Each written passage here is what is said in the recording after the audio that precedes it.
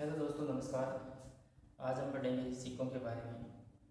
यानी सबसे पहले सिक्कों की जानकारी कब से मिलती है, सिक्कों के अध्ययन की शाखा को क्या कहते हैं, सबसे पहले सिक्के किसने चलाए थे और सबसे ज़्यादा सर्वाधिक संख्या में किसने चलाए थे, इसका आज हम विस्तार से अध्ययन करेंगे। यानी भारतीय इतिहास में सिक्कों की अध्ययन की शाखा को न्यूमिस्मेटिक्स या मुद्रा शास्त्र कहते हैं और 5वीं सदी ईसा पूर्व से भारतीय इतिहास में सिक्कों की जानकारी मिलती है।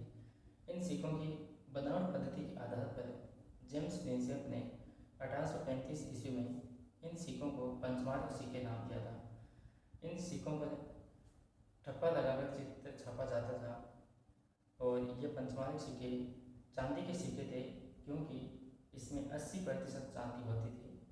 और इन सिक्कों को साहित्य में कांसाभरण धरण आदि के नाम से भी जाना गया है। और ये पंचमार्क सिक्के लेखविहीन सिक्के थे।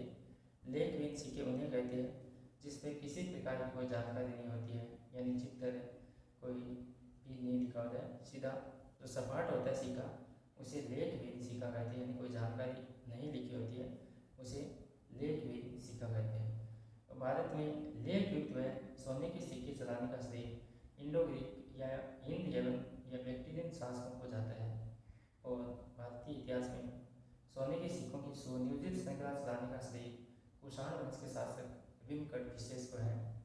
और भारतीय इतिहास में सर्वाधिक शुद्ध सिक्के माने गए कुषाण शासकों के। और भारतीय इतिहास में सर्वाधिक संख्या में सोने के सिक्के चलाने का श्रेय गुप्त वंश के शासकों को है। और लंबे समय से बंद सिक्कों को पुनः शुरू करने का श्रेय गांगेय देव कलचुरी को है, जो कलचुरी वंश का शासक था 1015 से लेकर 1041 के मध्य।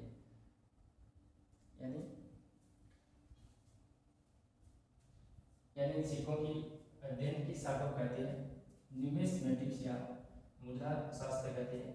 अंग्रेजी में कहते हैं न्यूमिस्मेटिक्स या मुद्रा शास्त्र कहते हैं। और प्राचीन भारत में 5वीं सदी ईसा पूर्व से सिक्कों की जानकारी मिलती है सबसे पहले। और प्राचीनतम इन सिक्कों की बनावट पद्धति के आधार पर जेम्स प्रिंसेप ने 1835 में इन सिक्कों को पंचमार्क सिक्के नाम दिया था। और इन सिक्कों पर ठप्पा मारकर चित्र छापा जाता था। और ये पंचमार्क सिक्के चांदी के सिक्के थे, क्योंकि इसमें 80% चांदी होती थी। और इन सिक्कों को साहित्य में धरण आद कांसाभरण के नाम से जाना गया है। और ये पंचमार्क सिक्के लेखविहीन सिक्के थे।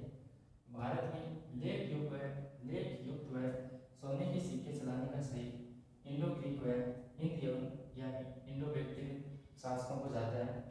भारत में सोने के सिक्कों की सुनियोजित श्रृंखला चलाने का श्रेय कुषाण वंश के शासक विमकटविशेष को है। कुषाण वंश के शासक विमकटविशेष को जाता है। और कुषाणों के सिक्के भारतीय इतिहास में सर्वाधिक शुद्ध सिक्के माने गए।